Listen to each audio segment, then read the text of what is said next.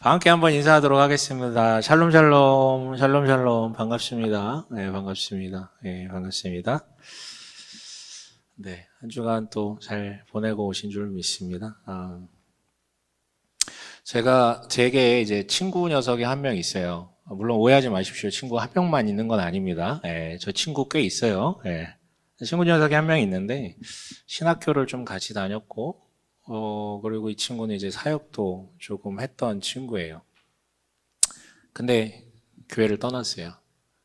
우리 교회 얘기하는 건 아니고 교회라는 곳을 좀 떠났어요.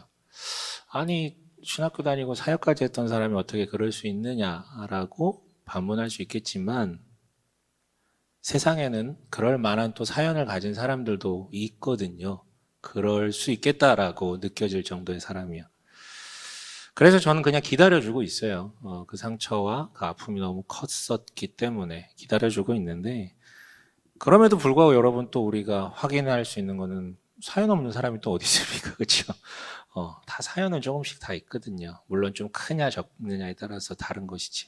그래서 기다려주고는 있지만 언젠가 한번 결단은 해야 되지 않을까. 이 친구 완전 신앙을 떠난 건 아니기 때문에 결단해서 돌아와야 되지는 않을까라고 마음 졸이며 또 연락하고 기도를 하고 있는데, 지난주에도 이렇게 통화를 했거든요. 통화를 하다가 교회 얘기 거의 안 하고 말미에 잠깐 이제 해요. 보통은 압박 주고 싶지는 않아서 말미에 교회 얘기를 했는데 문득 뭔가를 깨닫게 됐어요. 왜냐면 이 친구랑 전화를 할 때마다, 그리고 잠깐이지만 교회 얘기가 나올 때마다 죄책감이라는 단어를 쓰더라고요. 늘 그랬어요. 이번만 그런 게 아니라 그 친구랑 통화하다가 교회 얘기 나면 늘 그 단어를 쓰더라고요.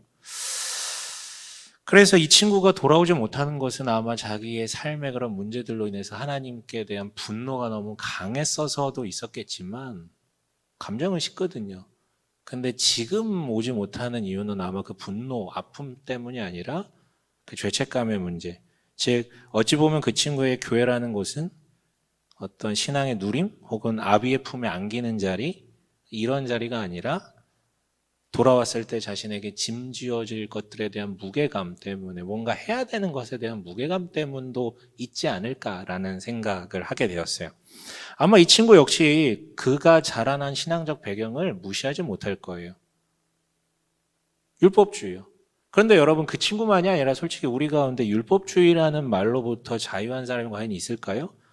저는 없다고 봐요. 왜냐하면 우선 율법주의는 우리 인간의 본성과 부합되기 때문에 한 만큼 받는 그 보상 구조 있잖아요. 우리 태생적 그 니즈와 맞기 때문에, 동시에 우리가 신앙 교육을 받아왔던 한국 교회라는 대부분의 터전이 율법주의 토대로 이루어졌기 때문에 자유한 사람이 없어요. 때문에 반발감을 가진 이들은 봐라, 이런 어떤 행위, 하면 복을 받고 못하면 벌을 받는다는 이 행위를 가지고 공포심을 조장해가지고 한국교회가 그걸 잠식하면서 살아왔다라면서 이제 종교적 착취다라고 평가하기도 하거든요. 어쨌든 여러분, 우리 이거 새겨들을 필요가 있어요. 그런데 새겨들을 필요가 있어요. 그런데 이런 율법주의적 경향에 대한 반발과 반성 아래 이제 돌아가게 되겠죠. 성경적 신앙이 뭔지. 근데 이제 돌아가다가 너무 간 스타일들도 있거든요. 일명 반율법주의라고 얘기할 수 있어요. 이게 뭐냐면, 신앙에 있어서 중요한 건 믿음이지 행동이 아니다. 행동에 집중하는 건 너무 저속한 것이다. 그리고 우리가 구원 이미 받았다면, 이미 구원 받았다면 그렇게 거기에 집착할 필요가 없다라고요. 오히려 그것은 교회라는 거에 먹이를 주는 것뿐이다 라는 식으로 이제 얘기하는 부분들이 있어요. 근데 여러분, 우리가 잊지 말아야 할 부분이 뭐냐면, 그 행위의 추구에만 집중했던 건 과거의 우리나라 교회의 문제였지만, 그럼에도 불구하고 그 행위에 대한 추구 때문에 선한 결실들이 이루어진 것들도 사실 상당히 되게 많거든요. 이게 단지 교회가 부흥했다는 얘기가 아니라, 여러분 혹시 사회복지 계열에서 일하시거나 관심을 가지시면 아시겠지만, 물밑에서, 정부가 하지 못한 물밑에서 이루어지는 사회적 약자들을 돌보는 사업들의 많은 부분들을 사실 교회 애들이, 크리스찬들이 감당했었거든요. 빛과 소금의 열매들이 되게 많다라는 거예요. 그래서 웃기지만 저는 사실 이런 믿음이 있어요. 솔직히 얘기해서 바리새인이 문제가 아니라 바리새인이 없어서 문제라고 생각하는 사람이거든요. 저는 바리새인이 많으면 세상이 밝아진다고 생각을 해요. 아니 그러니까 막 텐션이 좋아진다는 게 아니라 바리새인들은 남을 정죄하거나 혹은 만족감이 없어서 죄책감에 많이 빠져서 문제지 사실 하거든요. 뭔가는 계속해서 선한 일들을 계속 하거든요. 네. 그러니까 믿음이 중요하긴 하지만 그렇다고 행동이 무의미한 건 아니에요. 물론 여러분 다시 말하지만 내가 뭘 좀 잘했다고 해서 하나님께서 날 이쁘게 봐주시거나 내가 뭘 좀 못했다고 해서 하나님께서 나를 미워하고 의롭게 만들어 가시는 과정을 포기하거나 그런 건 전혀 아니에요. 왜냐하면 하나님의 제일 관심은 여러분의 행동이 아니고 여러분 자체, 여러분 존재 자체를 사랑하시는데 제일 큰 관심이 있으시니까요. 그러니까 믿음을 보시지 행동을 보는 게 아니라고요. 그럼에도 불구하고 하나님은 여러분 우리의 행실에 관심이 꽤 많습니다. 왜냐하면 우리의 행실은 당장에 내 자신한테 영향을 미치죠. 내가 나쁜 짓을 하면 나의 마음과 나의 육체와 거기에 영향을 미쳐요. 그렇기 때문에 관심이 있고 더 나아가서는 크든 작든 나의 행동이 작게는 나의 터전 관계를 넘어서 나비 효과처럼 이 세상에 영향을 미치기 때문에 여러분 하나님은 나를 사랑하셔서 이 땅에 오신 게 아니라 나만이 아니라 우리 그리고 세상을 사랑하셔서 이 땅에 오신 분이에요. 세상의 회복에 관심이 많다고요. 그러니까 나의 회복만이 아니라 세상의 회복을 원하시는데 이 거대한 하나님의 꿈, 하나님의 이 회복 사역의 주된 방법은 기적이 아니고 그리스도인의 삶, 즉 우리들의 행동이라는 거예요. 우리가 오늘 선택한 그것이, 우리가 오늘 저지른 그것이 나만이 아니라 이 세상에 영향을 미친다고요.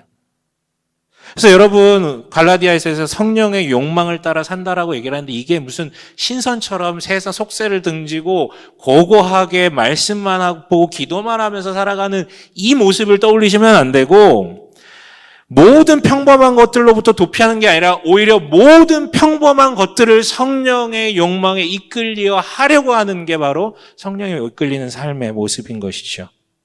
거기서 가치를 발견하고 너무 평범한 것 속에서도 하나님께서 뭘 원하실까에 대한 의미를 발견하는 그런 모습이에요.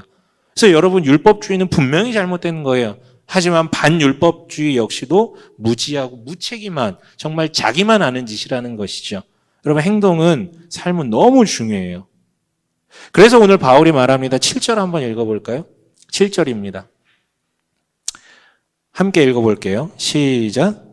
저희를 속이지 마십시오. 하나님은 조롱을 받으실 분이 아니십니다. 사람은 무엇을 심든지 심은 대로 거둘 것입니다. 네. 이게 바울이 무슨 얘기한 거냐면 반율법주의에 대한 얘기인 거예요. 행동 필요 없다 뭐 이런 거 있잖아요. 믿음이 중요하지 행위는 중요하지 않았다. 이미 구원받았기 때문에 사실은 행위에 따라서 뭐가 움직여지는 건 아니기 때문에 상관없다. 이런 생각이에요. 그런데 여기에 대해서 바울이 신랄하게 얘기를 하죠.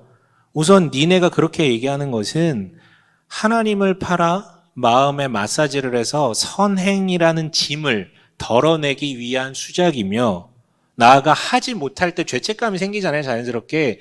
그 자연스러운 죄책감마저도 마사지하는 자기 속임이라는 거예요. 동시에 이미 구원받았기 때문에 혹은 성령이 내 안에 계시기 때문에 혹은 하나님 사랑이시기 때문에 천국 간다라는 이 결과물은 바뀌지 않는다라고 말하고 생각하는 것은 하나님이 마치 너만을 위해서 존재하는 분처럼 여기는 지극히 이기적인 생각, 자기중심적인 생각, 그게 바로 죄의 결과물이라고 얘기를 하는 것입니다. 그럼 그게 죄죠. 그래서 하나님을 조롱하는 것이다. 그거 하나님 조롱하는, 하나님이 너만을 위해서 존재하는 분이라고? 그거 조롱이라고요. 그래서인지 이어서 뭐라고 얘기합니까? 사람은 무엇을 심든지 심은 대로 거둘 것입니다. 라고 얘기하죠.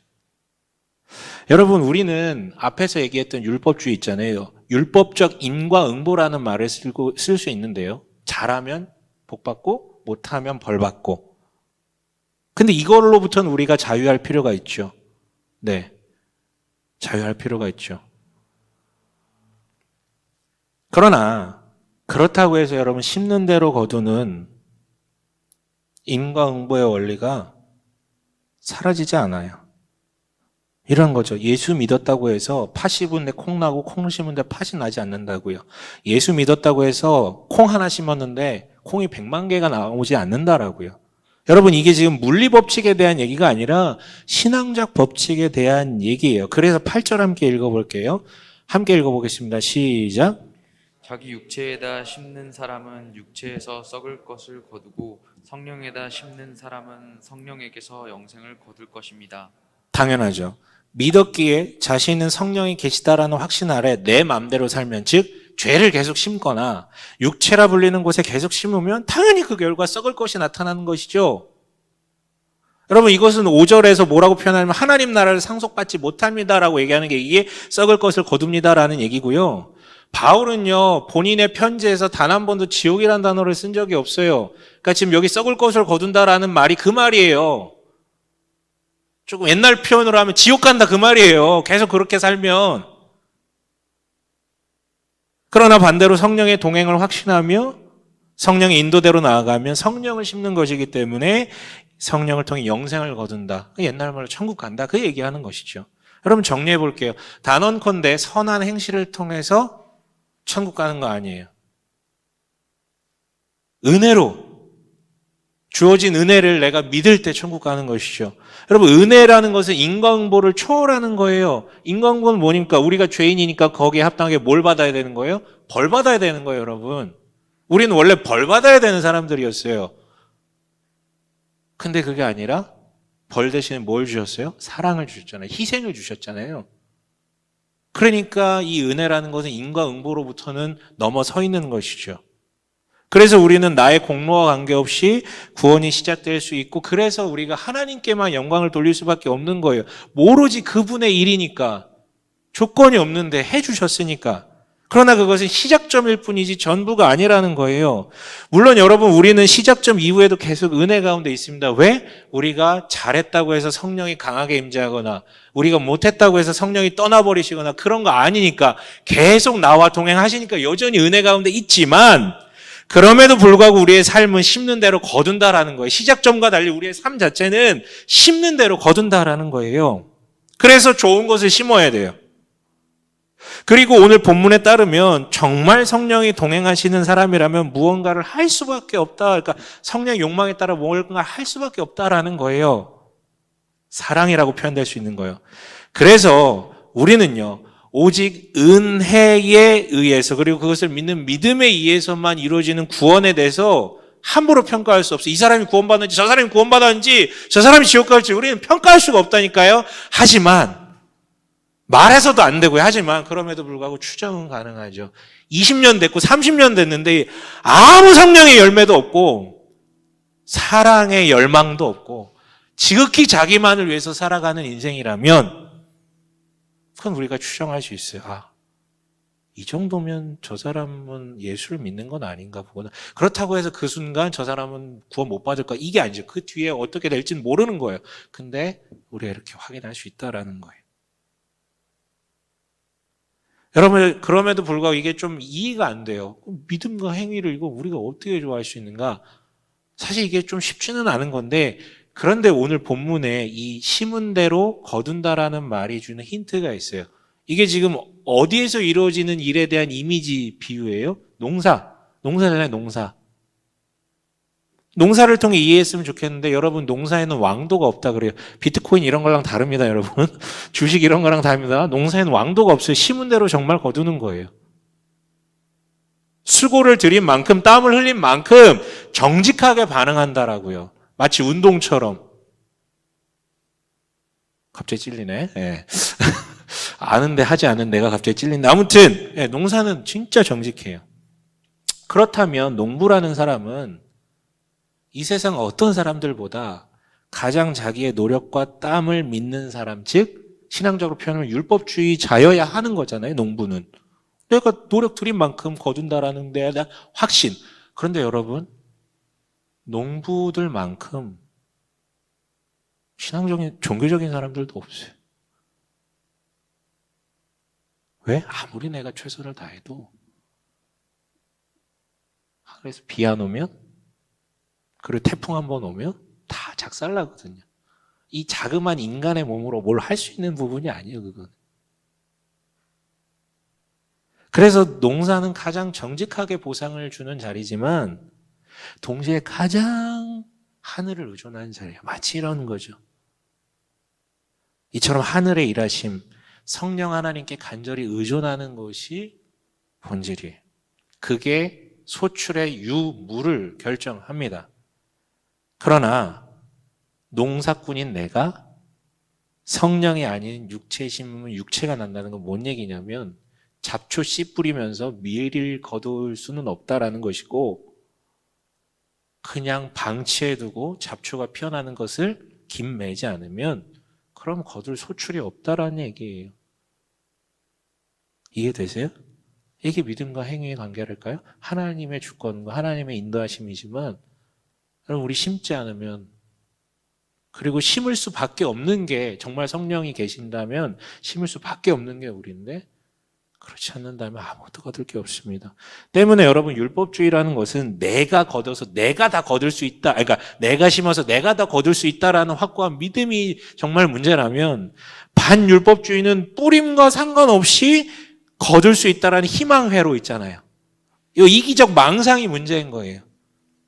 그래서 여러분 우리는 쓸데없는 죄책감 갖지 마세요. 신앙적 행위에 있어서 쓸데없는 죄책감은 갖지 마시지만 그럼에도 불구하고 우리는 정말 잘 살아야 돼요. 그렇다면 우리 어떻게 살아야 된답니까? 이 얘기는 지난주에 이미 한 문장으로 정리된 거 얘기했어요. 5장 13절인데 함께 읽어볼까요? 5장 13절이요. 함께 읽겠습니다. 시작.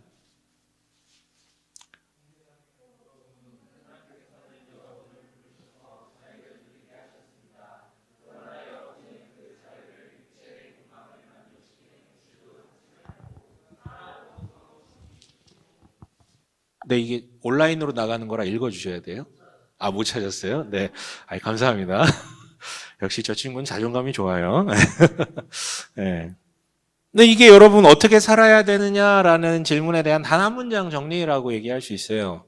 두 가지라고 했죠. 그죠? 한 문장에 좀 두 가지라고 그랬죠. 악을 멀리하는 것과 사랑으로 서로 섬기는 것. 근데 이 중에 중요한 게 뭐라 그랬죠? 사랑으로 섬기는 것이라고. 왜요? 빛과 어둠의 관계라서 어둠은 그 자체에 힘이 없다고요. 사랑이라는 빛이 존재하며 어둠은 자연스럽게 사라진다고요. 그래서 사랑의 실천이 자연스럽게 육체의 욕망을 잡아먹어버린다고요. 눌러버린다고요. 그런데 이어서 5장에서는 내가 성령의 욕망을 지금 따르고 있는지 육체의 욕망을 따르고 있는지에 대한 진단 키트를 제시했잖아요. 육체 행실의 목록 쭉, 성령의 열매 목록 9가지 쭉. 여러분 이건 점검해 보셔야 돼요. 그런데 오늘은 이 바톤을 이어받아서 1절의 표현대로 성령의 인도하심을 따라 사는 사람, 이 사람들이 서로를 사랑으로 섬기는 삶의 모습, 방식에 대해서 오늘 좀 다루고 있어요. 이 얘기를 좀 해보려고 해요. 세 가지로 정리될 수 있는데요. 1절 한번 읽어볼게요. 첫째로 1절이 함께 읽습니다. 시작. 죄에 빠진 일이 드러나면 성령의 인도하심을 따라 사는 사람인 여러분은 온유한 마음으로 그런 사람을 바로잡아 주고. 네, 여기까지만요. 이게 첫 번째예요. 어떤 죄에 빠진 일이 드러나면 온유한 마음으로 그런 사람들을 바로 잡아주래요. 여러분 우선 나쁜 짓을 했음에도 불구하고 나쁜 방향으로 감에도 불구하고 괜찮아 우쭈쭈 해주는 것은 사랑이 아니죠. 그렇죠? 옆집 아줌마는 그럴 수 있지만 우리 엄마는 그렇게 하면 안 되는 거죠. 사랑하는데. 여러분 연애관계 조건을 보고 만나는 만남은 상관없어요. 어차피 내 조건을 얻기 위해서 만난 거니까. 지금 진짜 사랑하는 연인 부부라면 말해야죠. 그래서 여러분 사랑에는 아니오라는 말이 반드시 포함되어 있습니다. 아니오. 한번 해볼까요? 아니오. 지금 그거 하지 마. 이거 부부끼리 하지 마시고 지금 집에 가서 하시고. 아니오. 만약 아니오가 표출될 수 없는 관계라면 그건 중독이 됐거나 아니면 지배받는 관계죠. 네, 여러분 정의가 없는 사랑이란 건 애초에 존재하지 않아요. 거룩함과 사랑이 분리되는 개념이 같은 거예요. 그 안에 다 엮여져 있는 거예요. 그런데 여러분 우리의 현실은 어떻습니까? 우리가 다녔던 교회의 현실. 우리는요, 사랑이라는 말을 너무 감성적인 따뜻한 말로만 좀 들었던 것 같아요. 물론 결과적으로 따뜻한 거 맞지만, 그래서인지 한국 기독교회는 권징이라는 게 부재했어요. 권징이 뭡니까? 권면하고 징계하는 일련의 행위들을 얘기하는 것인데, 왜 못해요? 떠날까봐. 그런데 좋은 게 좋은 거라고 쉬쉬하다가 나중에 누구 한 명 떠나는 정도가 아니라 교회가 박살이 나는 일들이 태반이죠. 여러분, 권징은 왜 이렇게 날이 섰어? 이게 아니 사랑 없음의 표현이 아니라 진짜 사랑을 한다면 권징이라는 것도 있어야만 하는 거예요. 자녀를 진짜 사랑한다면 혼내는 게 반드시 필요한 것처럼 어떤 애가 혼날 짓을 단 한 번도 하지 않고 살아가는 사람이 어디 있습니까? 그건 기계지. 다만 권징이란 건 필요악이에요. 때문에 권징이 그 자체로 최종적 목적이 아니라 돌아올 수 있게끔 자극하는 정도가 되는 것이죠. 최종적 목표는 도려내는 게 아니라 회복시키는 것이니까요. 그래서 엄하게 혼내더라도 돌아올 수 있는 수많은 장치와 배려를 남겨야 해요. 그래서 온유한 마음으로 바로 잡아주고라는 말, 즉 회복적 정의라는 게 필요하다라는 것입니다. 죽여놓는 정의가 아니라 회복을 시키기 위한 정의요. 여러분, 그래서 우리의 사랑이 율법적 사랑, 즉 해야만 해서 하는 사랑이거나 보상에 대한 욕구 때문에 하는 것인지 혹은 정말로 사랑에 기인한 것인지는 사실 문제 없을 때는 몰라요. 근데 문제가 발생했을 때 정말로 진짜 사랑이었는지 율법적 사랑이었는지 분간이 되죠. 율법에 기인해서 사랑의 행실들을 실천했던 이들은 이렇게 문제가 생겼을 때 어떻게 반응하냐면 정죄하고 도려내고 갈라지는 방식으로만 끝내버려요. 자비 없이 판결해보고 우리는 함께 갈 수 없어. 이 악한 세력아. 그러고 분리시켜버린다고요. 그래서 부부의 사랑이라는 것도 친구의 사랑이라는 것도 문제 생겼을 때 알 수 있는 거예요. 제가 나를 조건을 보고 만난 건지 진짜 사랑해서 나랑 만난 건지. 그런데 문제는 여러분 우리 삶에 늘 있어요. 우리의 사랑을 돌아보셨으면 좋겠습니다. 당신의 사랑의 행위는 정죄하고 분리하는 부분이 있습니까? 아니면 온유한 마음으로 바로 잡아주기 위해서 하십니까? 두 번째, 이어서 한번 읽어봅시다. 1절. 아까 읽다가 중간에 중단된 데 있잖아요. 1절 나머지요. 시작. 자기 스스로를 살펴서 유혹에 빠지지 않도록 조심하십시오. 네, 자기 스스로를 살펴 유혹에 빠지지 않도록 조심하십시오. 여러분, 이거는 그냥 보면 자기 객관화를 잘 해봐라. 그리고 직면하라. 이런 요청이잖아요. 아니, 사랑하라면 사랑으로 섬기는 거에 대한 내용 얘기하면서 무슨 사랑은 상대를 향한 것 아닙니까? 근데 왜 자기 스스로의 과제를 지금 말씀하십니까? 그럼 이게 맥락이 있어요. 아마 이 당시 갈라디아 교인들에게 찾아가서 당신들은 지금 정말로 서로 사랑하고 섬기고 계십니까? 라고 묻는다면 아마도 이 사람들은 네, 사랑하고 있습니다 라고 대답했을 거예요. 충분히 그렇게 하고 있다라고요. 그런데 바울은 지금 단호하게 얘기합니다. 3절 4절 한번 읽어볼게요. 함께 읽겠습니다. 시작. 어떤 사람이 아무것도 아니면서 무엇이 된 것처럼 생각하면 그는 자기를 속이는 것입니다. 각 사람은 자기 일을 살펴보십시오. 그러면 자기에게는 자랑거리가 있더라도 남에게까지 자랑할 것은 없을 것입니다. 네, 여러분. 니네가 지금 그렇게 대답한다면 그건 자기 기만이자 자기 과대평가라는 거예요. 여러분, 이 얘기를 들으면 갈라디아 성도들이 무슨 허언증 환자들이나 자뻑에 취한 그런 재수없는 종자들 같을 수 있게 느껴질 텐데 아니요. 그들은 분명히요. 그들 가운데 경제적으로 어려운 사람들 도왔을 거예요. 우리보다 훨씬 잘 도왔을걸요? 그리고 봉사하는 자리 마다하지 않았을 거고요. 심지어 당시 로마 제국에는 신분제가 분명히 갈려져 있는데도 우리는 하나다라고 한 자리에서 식탁 교제하고 거룩한 입맞춤 했을 거예요. 우리보다 훨씬 나아요. 사랑의 행실의 측면에서 봤을 때요. 그러나 그들한테는 이런 모습도 있었는데요. 5장 26절, 5장 마지막 절이요. 함께 읽어볼게요. 시작.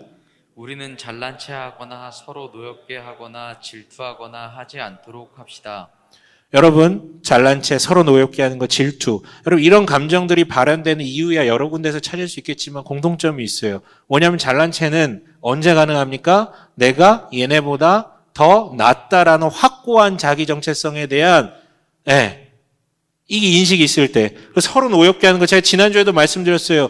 분노? 물론 화라는 감정은 드러날 수 있지만 이걸 표출한다는 건요, 여러분, 우린 가려서 하죠? 현역 군인이 부대장 찾아가서 아이씨 할 수 있어요? 못해요. 그런 사람 못 봤어. 사람 골라서 합니다. 우리는. 분노를 표출한다는 것은 상대가 그럴만하다라고 간 봤을 때 그게 가능한 거예요. 반면에 질투는 정반대죠. 자신을 너무 낮추어 볼 때 유발되는 감정이에요. 그런 행위죠. 그러니까 여러분 갈라디아인들에게는요, 사랑의 행실로 불릴 만한 행동들이 분명히 우리보다 훨씬 많았을 거지만 동시에 이런 부정적인 모습들도 엄연히 존재했어요. 때문에 결과적으로 너희의 사랑은 율법에 근간한 사랑이었다라고 지금 꼬집고 있는 거 속이지 말라고요. 그래서 자기 스스로를 살피라고 얘기하는 것이죠. 여러분, 나 자신을 너무 높게 보면 사랑이 이루어지지 않아요. 잘난 체는데도. 반면에 또 그러니까 자기를 너무 늦게 보면 사랑의 행실은 가능하겠죠. 어떤 걸로? 적선으로. 불쌍해. 아우, 불쌍하네. 도와줘야지. 반면에 자기를 너무 낮게 봐도 사랑은 이루어지지 않아요. 누군가와 사랑을 할 때 피해의식에 쩔어가지고 그걸 고스란히 못 봤더라고요. 또한 여러분, 잘한 것만이 아니라 나타난 악덕들에 대해서 살핀다면 과대망상에 빠질 일이 없어요. 그런데 여기서 한 발짝 더 나아가 보자고요. 자기 스스로를 살핀다라는 것은 내 행실을 돌아보는 것이기도 하지만 그 전에 자신의 행동의 동기를 살펴보라는 말도 돼요. 여러분, 이거 되게 중요한 얘기인데 스스로에게 진지하게 한번 물어보세요. 여러분들의 신앙적 행위, 아니 더 나아가서 여러분들이 사회에서 하는 선한 행실, 그거 다 하나님 때문에, 하나님 좋아서 신앙적 동기로 다 움직이시는 것입니까? 노골적으로 물어볼게요. 여러분의 신앙 행위들, 여러분이 세상에서 선하게 하는 행실들 다 하나님 때문이에요? 다 신앙적, 오로지 100%다 신앙적 동기에 근거하세요? 네, 감사합니다. 대답해 주셔서. 네. 제가 사랑하는 친구입니다. 네. 죄송합니다. 네, 설교 시간이라 차마 그 단어는 쓰지 못하겠어요. 아무튼 아니요. 반면에 반대로 물어볼까요? 여러분, 자기를 위한 자신의 정서적 욕구가 전혀 반영되지 않는 신앙적 행위라는 게, 선한 행실이라는 게 과연 가능할까요? 저는 이거 아니라고 봐요. 성취욕, 소유욕, 명예욕 이런 것들이요. 성취욕 강한 사람들이 일을 일궈냅니다. 명예욕 강한 사람들이 남들이 하지 않는 일을 하고요. 소유욕 강한 사람들이 축적을 시키고 쾌락에 대한 그 열망이 있는 사람들이 즐거운 일들을 계속 만들어내요. 여러분, 그래서 과거에 우리 부모 세대에 그 대형 교회를 막 일궈내고 사역을 엄청나게 대단하게 하셨던 분들 있잖아요. 정말 존경스럽죠. 근데 과연 그게 정말 100% 순수한 신앙적 동기만 있었을까요? 그분들은 사업했어도 잘하셨을 분들이에요. 그 어떤 이루고자 하는 열망이 너무 거대해가지고요. 여러분, 우리가 존경하는 선교사님들, 이름도 없이 빛도 없이 막 하시는 분들 정말 위대하죠. 너무 대단하죠. 하지만 이분들 사회에서 일했을지라도 남들과 다르게 사셨을 분들이에요. 명예욕이 있기 때문에 선도적 길을 아마 걸으셨을 거예요. 이런 거예요, 여러분. 자신의 그 숨은 동기를 스스로 진지하게 성찰해 보면 하나님 나라를 위해서 내가 산다, 내가 하나님 때문에 이것을 한다라는 그 말 뒤에 얼마나 많은 이 내적 동기나 욕망이 숨겨져 있는지를 확인할 수 있어요. 근데 성찰을 안 하니까 모르는 거지. 그리고 자꾸 입 밖으로 내뱉으니까 이게 진짜로 100% 하나님만을 위해서 한다라고 스스로 착각을 하는 거죠. 하나님도 이거 인정하세요. 없애지 않으세요. 다만 방향을 바꾸는 것이죠. 선용될 수 있게끔요. 그걸 없애면 그 순간 그 사람은 그 사람이 아닌 게 되거든요. 그래서 여러분, 자기 스스로를 살피라는 거예요. 만약에 살핀다면 그 누구도 아무리 대단한 짓을 했어도 하나님 앞에 부끄러울 수밖에 없어요. 자고할 수가 없다고요. 어떻게 자기를 과대평가해요? 자기를 아는데. 또한 자기를 스스로 살필 때 방향에 대해서 점검할 수 있죠. 그리고 그럴 때야 비로소 하나님을 더 의존할 수 있어요.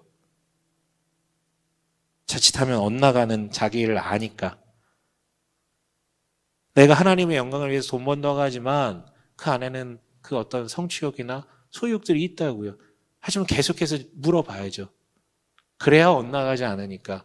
돈 벌지 말라는 게 아니라, 성취하지 말라는 게 아니라. 여러분, 타인을 속이는 것은요, 입 밖으로 내뱉어야지만 성립하죠. 자기를 속이는 건 입 밖으로 내뱉지 않아도 성립합니다. 그래서 자기를 속이는 건 너무 쉬워요.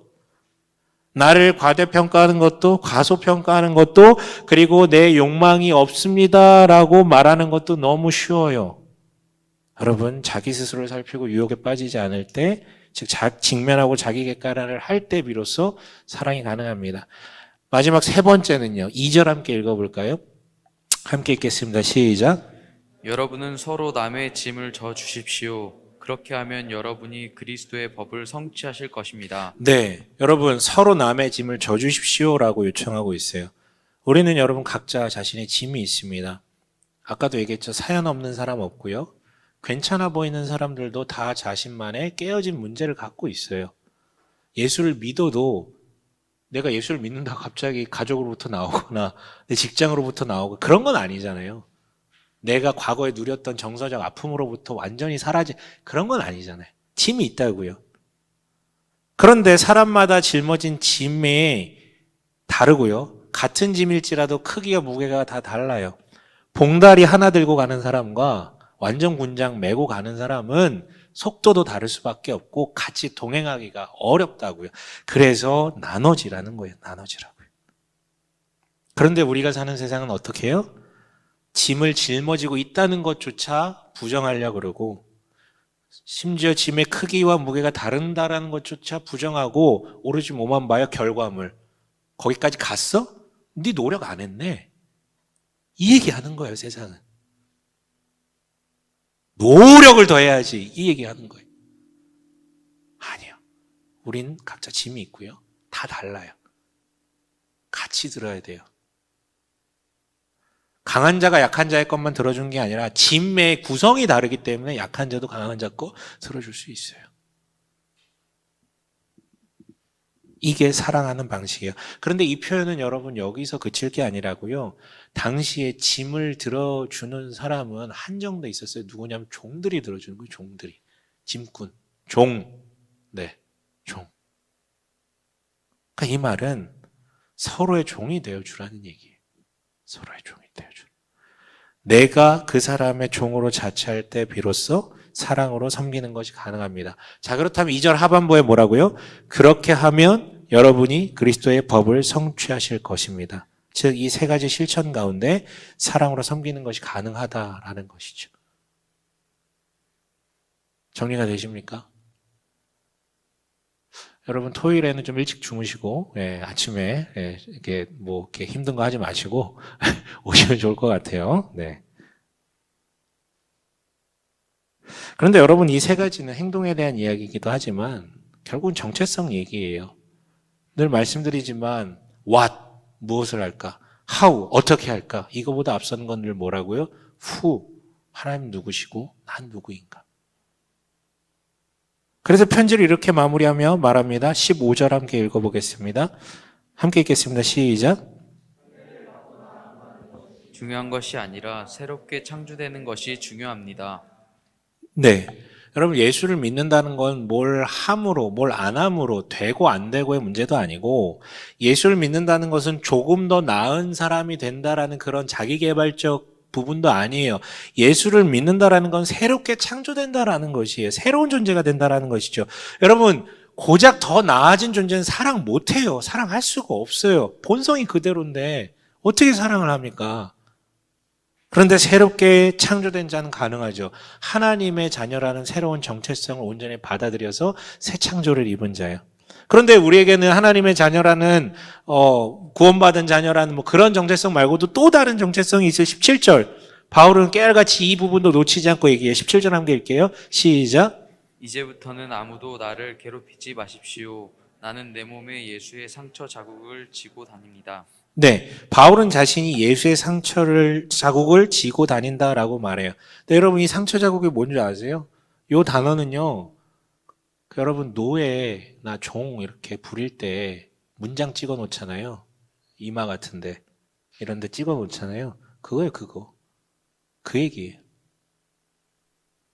그러니까 예수의 상처 자국을 지고 다닌다는 건 뭐예요? 내가 누구다? 나는 그리스도의 종이다.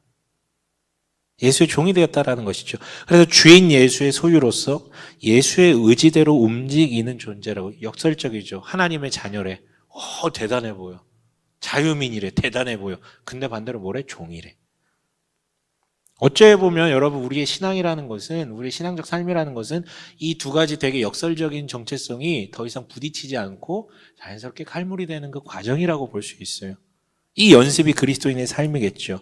물론 삐걱되겠죠. 이상하잖아. 이걸 뭐 어떻게 하라는 거야. 그러나 이게 익숙해지면 어떤 결과가 발생합니까? 우리는 하나님의 자녀로서 어떤 인간의 종도, 어떤 것의 종으로도 살지 않아요.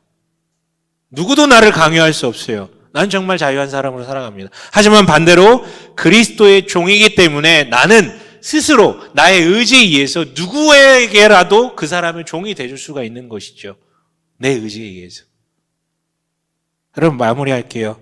우리 9절 한번 읽어보겠습니다. 함께 읽겠습니다. 시작. 선한 일을 하다가 낙심하지 맙시다.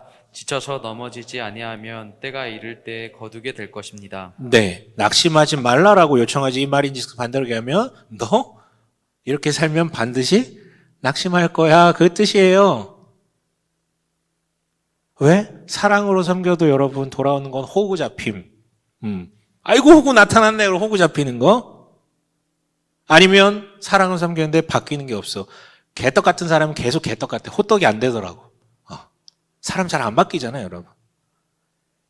그러나 단호하게 얘기해. 낙심하지 말라. 그러면서 또 뭔 얘기하는 거예요? 때가 이름에 거두게 될 것이라고요. 당연한 기대, 그러니까 당연히 당신이 기대했던 그 결과가 안 나타날 것이기 때문에 낙심할 터인데 낙심하지 말고 결과는 반드시 일어난다고요. 근데 여러분 우리 속아 넘어가시면 안 되는 게 누굴 통해서 언제 결과가 나타날지에 대해서는 얘기 안 해요. 이 얘기는 뭐예요? 너의 행동이 너를 통해서 네 때에 네가 보지 못할 수도 있음에 대해서 얘기를 하는 거. 하지만 결과는 반드시 일어난다고요. 여러분 우리는 당장에 일어날 결실과 보상 때문이 아니라 내 안에 성령께서 불을 당기시기 때문에 사랑의 연습을 할 수 있어요. 그리고 그것이 주인께서 나를 그 자리에 그 관계로 보내신 사랑을 실천하시라는 그 사명을 주신 이유 때문에 내가 그렇게 나간다는 것입니다. 그리고 10절 뭐라고 합니까? 함께 읽습니다. 시작. 동안에 모든 사람에게 선한 일을 합시다. 네, 여러분 그리스도인의 삶은, 그리스도의 사랑은 대상을 가리지 않습니다. 선한 사마리아인의 비유 다시 한번 읽어보세요. 내 이웃의 경계란 건 없어요. 사랑의 대상은 가려지지 않습니다. 사랑받을 자격 따로 없고요. 사랑받을 집도 따로 없고, 사랑받아야 할 인간이나 사랑받지 못할 인간은 따로 없습니다. 그리고 기회는 언제나 주어지지 않아요. 선한 일을 하십시오. 다만 마지막에 이렇게 더 붙여쳐 뭐라고요? 단 믿음의 식구들에게는 더욱 그렇게 합시다라고 바울이 얘기해요. 여러분 사랑에 제외되는 대상은 없다라는 건 본질이고요. 이 뒷말 있잖아요. 믿음의 식구들에게 더욱 그렇게 합시다는 지혜의 영역이에요. 효율성의 영역이라고요. 왜냐하면 내 주변에 있는 이, 그리고 하나님께서 사랑을 연습하고 확인하고 누리라고 붙여준 이 믿음의 식구, 즉 공동체에게 더 해야 되는 것은 효율이자 지혜라고요. 사랑을 누리는 이 공동체가 건강해야 나도 연습이 되고요. 더 강해지고 더 모험적인 사랑이 가능해지거든요. 여러분 믿음의 식구들에게 더 그렇게 하시길 바랍니다. 진짜 마지막 우리 16절로 마치도록 할게요. 함께 읽겠습니다. 바울의 마침표이기도 한데 함께 읽습니다. 시작. 이 표준을 따라 사는 사람들에게와 하나님의 백성 이스라엘에게 평화 자비가 있기를 빕니다. 네, 이 표준을 따라 사는 사람들. 여러분, 우리는 갈라디아서를 통해 신앙의 표준에 대해서 다룬 거예요. 구원 정답으로부터 어떻게 살아야 되는지까지 이 표준에 대해서 얘기를 했어요. 다시 한번 정리할게요. 선한 행실, 즉 율법으로는 이루어지지 않고 믿음으로 새로운 정체성을 부여받는 것입니다. 의롭다라는. 근데 여기서 그치는 게 아니죠. 실제 의롭게 되어지는 것은 누구에 의해? 성령 하나님에 의해서만 가능해요. 물론 그럼에도 불구하고 우리 안에 육체 욕망이 남아있죠. 그래서 실수합니다. 100%요. 다 해요. 이때 많은 이들이 다시 율법으로 돌아가서 신앙행위를 열심히 하거나 선한 행실을 열심히 하는 이쪽으로 가거나 아니면 오늘 얘기한 반율법주의자들처럼 마사지 하는 거죠. 하나님 어차피 나 사랑하시니까 이거 중요하지 않잖아. 괜찮겠지. 이거 의미 없다고요. 이거 둘 다 하나님을 조롱하는 것이라고요. 뭐라고 얘기해요? 성령이 계시기 때문에 그 성령의 욕망에 동참하라고요. 그가 욕망하는 대로 살라고요. 그게 뭔데요? 서로 섬기며 사랑하라는 거예요. 이게 신앙의 표준입니다. 이게 신앙의 표준이에요. 이게 정답이에요. 여러분, 이 표준을 따르기를 원하고 결단하고 하나님께 고하는 이 말씀을 대한 여러분, 우리 모두에게 평화와 자비가 있기를 주님의 이름으로 간절히 축원합니다.